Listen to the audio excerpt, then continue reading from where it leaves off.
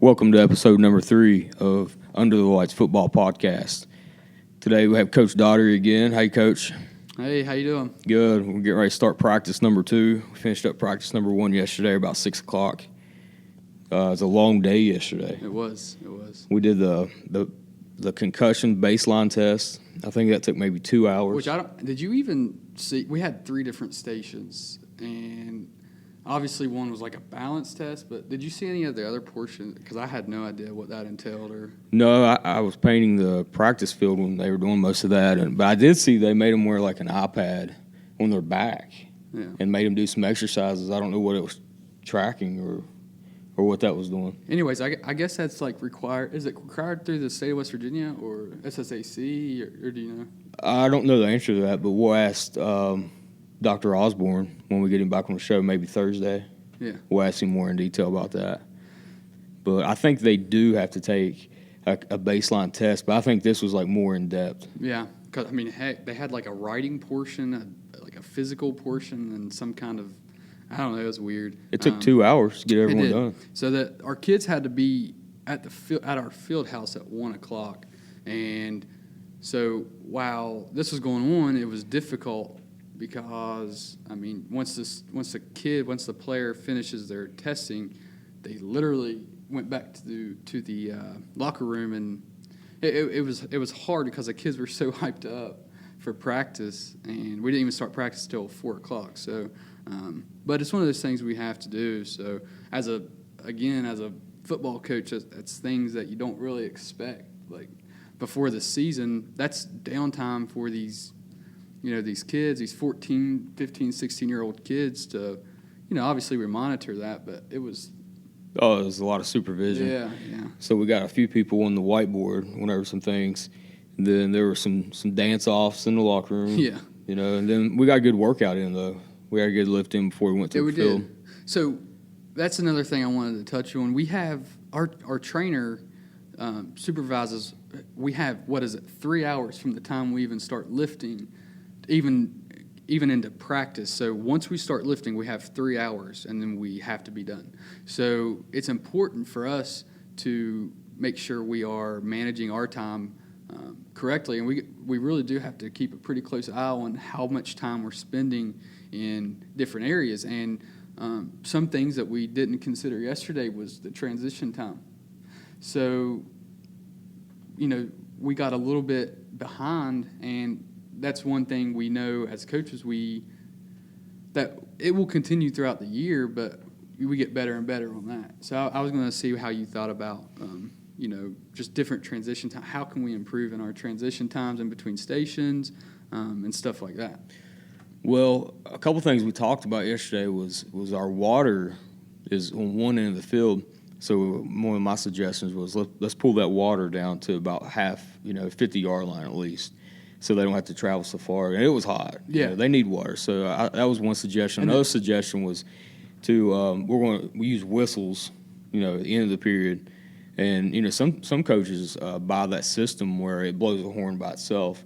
And we used that South Charleston for a while, but it was kind of difficult to set the times. I mean, once you had it set, it was okay. But, you have to drag that to the field every day. It's kind of a hassle, but we just need to keep a better time or a better eye on the time.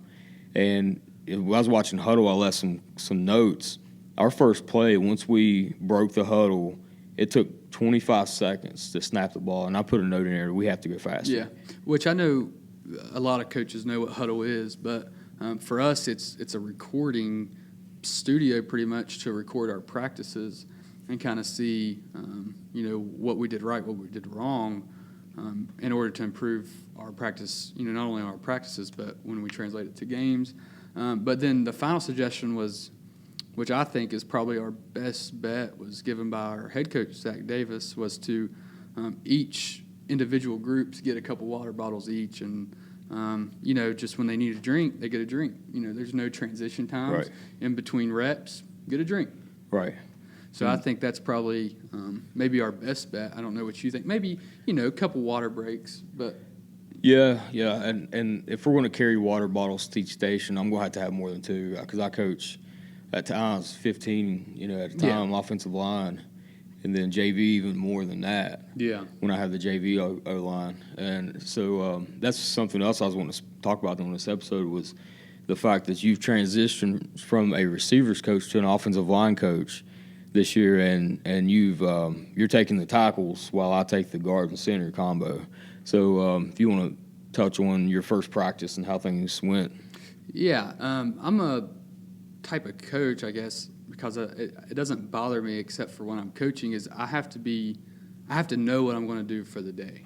I can't just sporadically. I'm not good at sporadically coming up with things to do. So one thing that helped me was I got in touch with you, obviously, the OC and offensive line coach, and you kind of told me, all right, this is where we're at. This is what our tackles need extra work in. And, of course, with the JV guys, I took the time to go over start and stance, but it was more like an extension to what you had because our tackles are usually in a 2-point stance, and our interior guys that you coach are in a 3-point stance. So I took that time with the younger guys, but that's something I really didn't have to go over with the older guys, our varsity guys. Another thing was, you can touch on this too, but especially for this first week, we're really hammering in, getting in the chutes and getting our start and stance anyways, getting our first step, our inside zone steps and our outside zone steps to where we can just transition into more in depth. And I think it's good, and I explained this to them that, taking away the tackles from the interior guys, it's not necessarily like a different ball game, but there's some things that they really need to improve on that not necessarily our inside guys need to improve on. Yeah. So I think giving them that extra work and giving them more of an emphasis and a focus will translate to better performance on the field because, and I'm just rambling here, but I know we wanted to run outside zone a lot last year, and it wasn't really a good play for us. You know that. We were more of an inside zone type of team. But I think if we can, get those guys, these tackles to reach those guys and be quicker off the edge, then I think it could be a more dynamic offense. So. Right now, and the way I view it is you're helping these guys a lot, but as much as you're helping me, because when you're coaching, I've done it for 5 years. Coaching an offensive line by yourself is a lot, and you're not going to see everything on every play. It's 5 guys to watch, and I've always appreciated people who would want to come down and help me. Look, you watch the right side, I'll watch the left side, and make sure we're getting those steps and getting our hand placement. And a big thing is from being a coordinator and calling plays in practice, and sometimes I'll forget is their alignment right? Is their stances look good? Because I'm trying to do all this stuff. So having you there, kind of backing me up on that, like making sure I'm doing my job and they're doing their job, kind of helps me out. But the biggest thing is, the specific things that tackles have to do that doesn't really have anything to do with what the center has to do in that play. So we can kind of specialize in plays and break it down into different parts, so they know. You will have the guards at times, for example, for running outside zone, and someone wants to run like a spike on us, which we call spike is our 5 technique, spiking to B gap. Well, if we're running outside zone to that side, how's the tackle block at?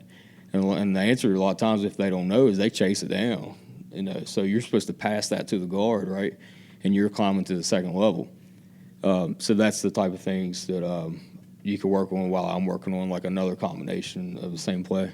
And obviously when, we're not taking these guys away from, the center and the guards, it's more of because we spend a lot of time together too as well. It's not like we're playing like a big emphasis on individual positions because at the end of the day, we really need to work together as an offensive line, to really get our blocks down. So I think it's just good to work some individual drills with just the tackles and just the guard and the center. Right. That's why we're doing it. Yesterday went pretty smooth, I thought. And then we come together for people who's maybe considering this. We come together for about the last 5 minutes and kind of do something together. And then the next period, is our inside run period for the offensive line. So we go down and have a box. The defensive coordinator gives us a box that we're going to see, or multiple boxes, and we have to run our plays. And I use that time not as much as a competitive type of time, but more of like, this is how we block this, and it's a learning time. So the next period is team. So we do, go do what we learned during inside run. And something that I made a mistake on the inside run, we also need to be able to pass that during that time. Yeah. And the defensive line coach, Coach Jeffries, and I usually plan at least 2 days a week where we're going to come together, and his defense is going against my offense in a pass protection. Now, of course, yesterday was my first practice as an offensive line coach. Do you use that time inside run at all to install new plays, or do you use it as plays that they already know? Both. I mean, we do install there. So the first 2 days we ran inside, outside zone. This is day 2, so we're still sticking to those 2 plays. And when we start running power and a counter, we'll use that time to install after we run the previous day's plays. Okay, I got you. And I know there was obviously a lot of hype going into yesterday's practice, even for us. And we found ourselves like, oh, man, I can't wait for practice. But at the same time, these players are real hype. And then I think it's sometimes a struggle we've been practicing for so long over the offseason. Now we're back to just helmets. So, I mean, it didn't really change. I noticed it didn't change our practices very much, but I know that, you have to do it. Obviously, it's a rule to where we can't even wear shoulder pads until, is it this week? It's Friday. Friday's the first day. So I think it's difficult because we were in shells for last week or a couple of weeks ago, and now we're going back to just helmets. So I think just being able to get our work done and get what needs to be done for this first week, but at the same time, I think it is a struggle. I understand the acclimation of everything, getting used to the heat and all that. That's why you don't wear shoulder pads. But I'm looking around, and we have no contact. We blow the whistle fast before any contact's made. But just on drills, you'll look around, and you'll see like scratch marks on these players' arms, and you might see like a handprint on a chest just because they're doing their drills. And I almost feel like they'd be safer with the shoulder pads on. Yeah, that's what I was trying to get to. But I mean, I don't really understand. I guess it's just the whole acclimation to the heat. Is that all it is? Yeah, and getting used to football type of activities. Yeah, I mean, adding whatever. that shoulder pad is a pretty good amount of weight. I mean, especially when you're in heat. But I think that's something that needs to be addressed because we got these new flex days to where we have how many total practices is it that we have before we even start our 3-week period? I think we get six a year. I mean, is that not acclimation enough? Is the 3-week period not acclimation enough? Well, the thing about the flex days is you're not required to take it at a certain time. You can use it any time. What about the 3-week period then? 3 week is set. Okay, so It's set. I mean that's 3 weeks of that wasn't too long ago. I guess their argument would be that that's June. July's passed and now it's August. Yeah. Right. I mean, I think that's just something that needs to be maybe reviewed and voted upon, but whatever. I was just going to see what you thought about that because that's something that, we're making progress and then we take a step back into, we're back to square one? Yeah. I don't know. I could see something like, we're walking through all our stuff and doing everything, but maybe time for conditioning or a harder period, we can set the shoulder pads against the fence. And this next thing I wanted to talk to you about, which this is just casual conversation we were talking about, like we're just coming in here and talking about kind of what's on our minds, is how we deal with early season failures, early practice failures, because there's players that we don't see for weeks on vacation, whatever, some not even showing up yet. How do we deal with early season just hiccups, I guess? You know what I mean? You mean like some failures that they have, or just the people who don't or aren't here? Right, which it goes.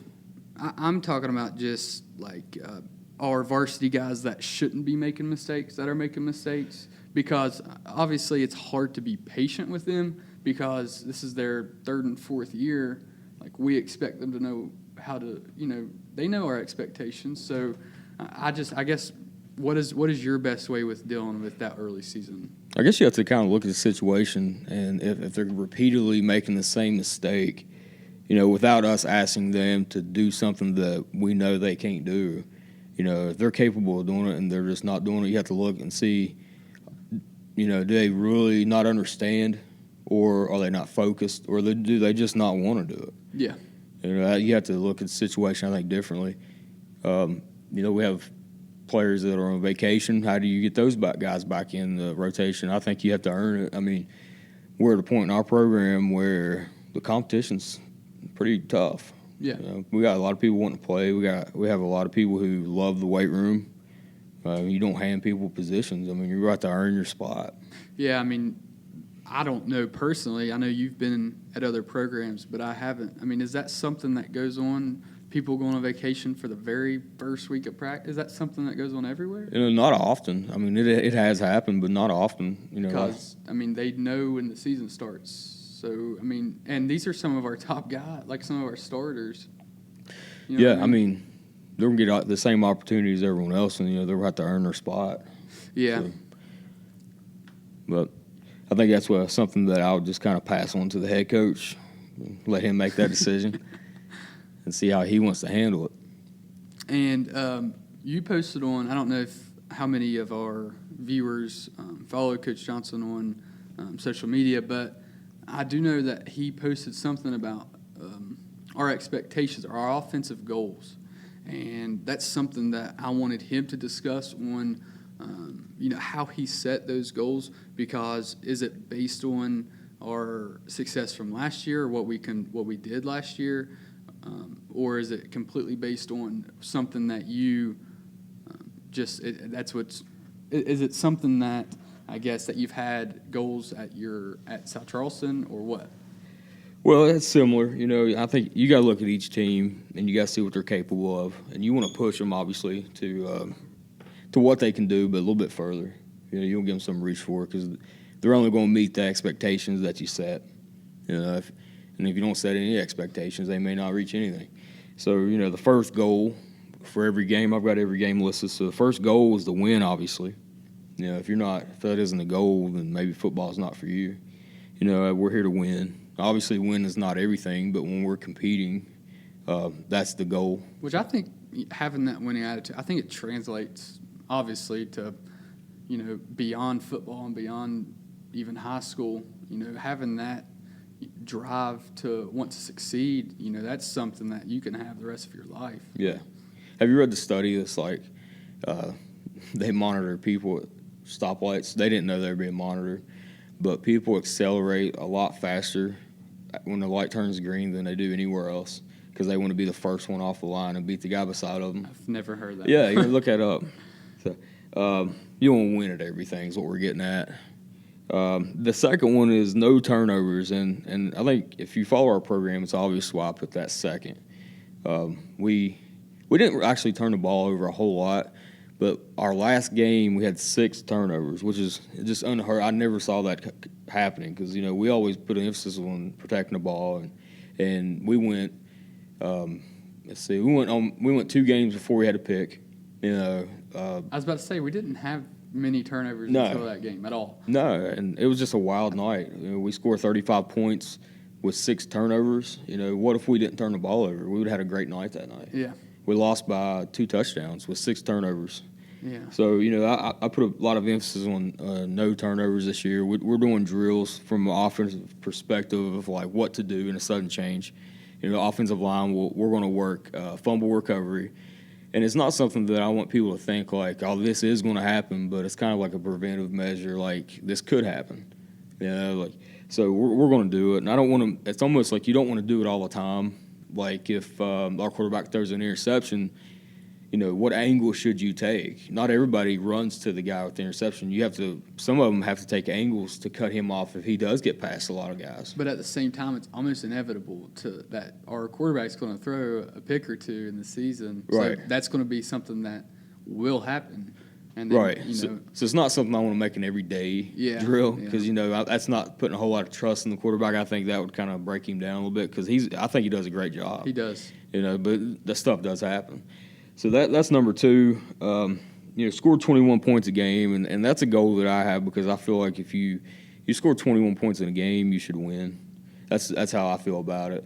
I always want to score a lot more than that, but you're scoring 21 points in a game, you've got some type of control.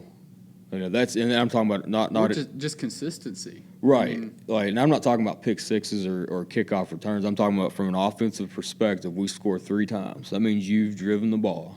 You've had 3 good possessions. The next one is score 60% in the red zone. And people want to say, why 60%? Well, the field gets a lot shorter when you're down there, and it's a lot harder to score in the red zone. we really struggled with that last year. I don't know our exact numbers, but that's something that, we marched down the field and we couldn't seem to put the ball in the end zone. And that's something that we talked about during the offseason. And we put a big emphasis on red zone offense because we didn't do too well. Now we got better, but Yeah. early in the season we struggled. We did, and I think we struggled at a lot of things. If you look back on our team, at one time we were playing 3 freshmen on varsity Yeah. Friday night on offense, one being a guard, and this is a kind of a new offense for a lot of these guys last year. So they were in a learning phase, And as game 10, which is my next goal right here, is we want to run 50 plays a game. Game 10 last year, we were in 60s. We were going a lot faster, and I think that come down to they understood the offense better, and you kind of get in routines, and I don't want to say you get like patterns where they know what's going to be called, but you kind of do. They know what our 3 best plays are, Yeah. and they're expecting them. And but I want to run a lot more plays. 50 is what we've set, and I set 50 because if anybody follows us and they know our competition, we play some very good teams. The best the state has to offer, except for a few teams up north. But this is a tough conference. Mm-hmm. You can't run the score up on a lot of people around here. Not that goes for everybody. A lot of good competition around here. And back to the 3 touchdown goal. I mean, if we scored 3 touchdowns against some of our tougher competition, I mean that's a good. I mean, we're doing well. It's pretty good. Yeah. A lot of good teams. 300 yards a game, and so someone might say, well, like, why don't you have 150 yards passing, 150 yards rushing? Well, look back at game 8, or maybe in game 9, we played George Washington. It poured the rain, and they have a really good quarterback, one of the best in the state, and they threw the ball 3 times. So how can you put that on your kid? Like, well, you didn't get that goal. Well, weather permitting, we couldn't throw the ball. Yeah. Like, how's that fair? So you're I setting them didn't up even to think fail. about that. Yeah. Yeah, you're setting them up to Because fail. I was even going to ask you that. So I mean, that makes a lot more sense. Because some nights, maybe we're just gashing the defense. Maybe- I mean, heck, we won't need to throw it. Yeah, maybe our quarterback's arm's a little sore. Maybe it's cold and receivers aren't catching the ball very well. And like you said, we're running the ball, ain't no problem. Why should we have to pass it? Yeah, And so that's don't kinda like punish it. I get what you're saying. Yeah. It was like, Like, don't set them up to fail. Like, Yeah. we're going to give you 300 yards. You get it however you can get it. And it goes back to, like, I want a lot more than 300 yards. I expect a lot more than that, but I expect a lot more than 21 points.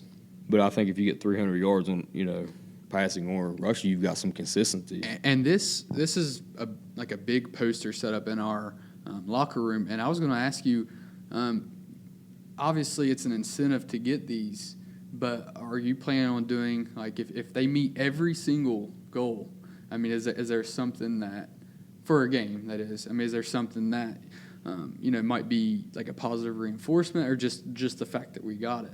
Yeah. Last year we did, for an offensive lineman anyways, I bought them ice cream and, buckets of chicken, and I feed them. remember that, yeah. Some pizza, maybe give them, and I'd have to check with the head coach, but maybe, back off some running a little bit maybe, or let them, do something fun at the end of practice. But at the end of the season, I try to do something for them, especially if you're going to meet every goal, all 10 games. Yeah. I think the reward would be a playoff spot. Right. Yeah. And I mean, that's for these kids, for our kids. I mean, that's a reward enough. But I was just curious if there was, something else that went along with it. But our kids they've became very competitive. Yeah. And I know that our culture of our team has shifted because we talk about all the time, these seniors that are seniors now, they endured a couple of losing seasons, like winless seasons. Lost 20 straight. Yeah. Right? Yeah. 20 straight. And I think that, having a winless season it takes a toll on a kid's confidence. And I think just being able to come back your junior and senior year and win a few games and, be projected to do pretty well this season, I think they've become pretty competitive. And I'm extremely excited to see where they take it because, like we were talking about, that's tough to endure. Yeah, that's very resilient of them. Yeah. I think sometimes as coaches, we let it hang over our head a little bit more than they do. They're ready to move on to the next week. They want to win. They want to compete.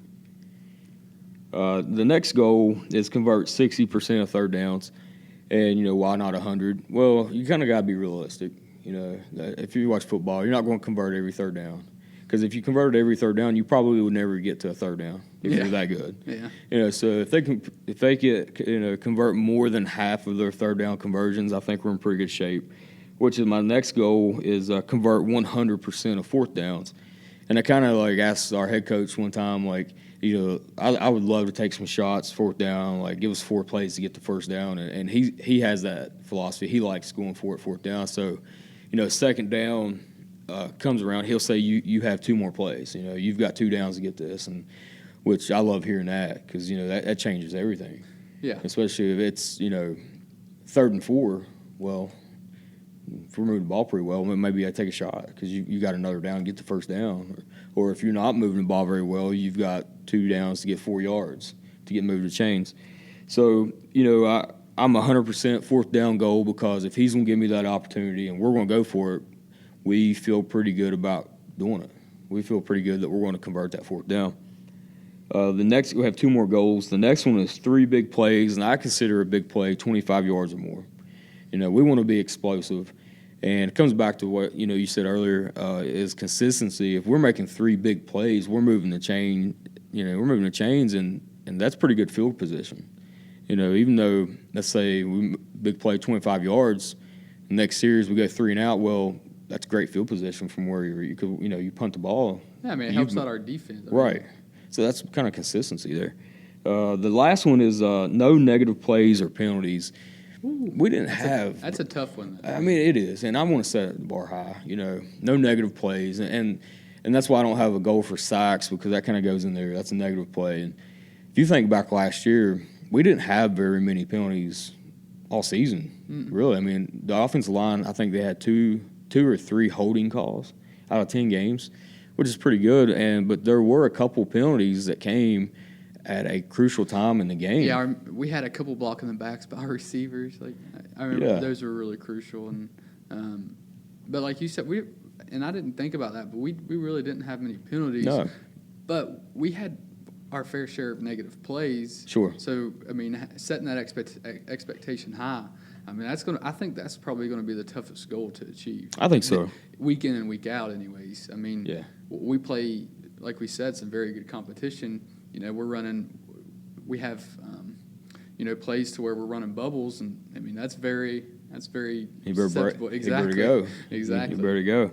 Now, going back to those penalties, playing all those freshmen we were talking about. We're in Woodrow Wilson, and it's a close game. Closest game we've came to winning in the last 25 games. Yeah. We had 24-game losing streak, so that's crazy. We're winning. And a freshman gets pushed out of bounds pretty hard. Well, he gets up, throws a punch. He's 13, 14 years old. Cost the team, luckily, we came out, we won, but that set us back. That stopped that drive. We won from a game-winning freshman run, too. Right, yeah. Freshmen all over.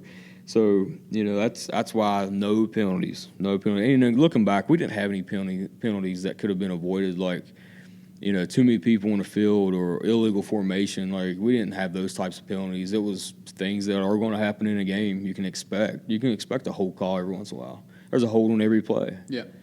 We want to play fast. We want to play rough. You may get a clip every once in a while. It happens, maybe not on purpose, but it'll happen. So those are my 10 goals that I've set for the offense at least.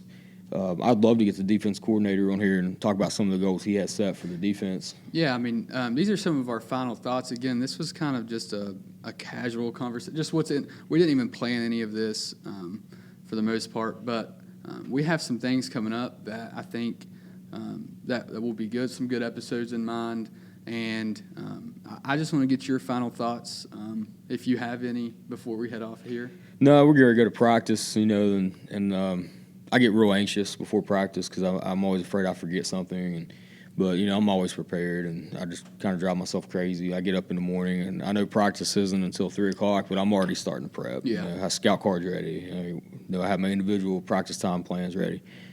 But that would be my thing to take is it's our second day of practice, and you need to be prepared. The players are going to know if you're not, and why even do it if you're not going to try to be prepared and have a great practice? Because we're not doing it for ourselves. We're doing it to make these kids successful and get some wins and be memorable and learn little life lessons along the way. So, be the best coach you can be.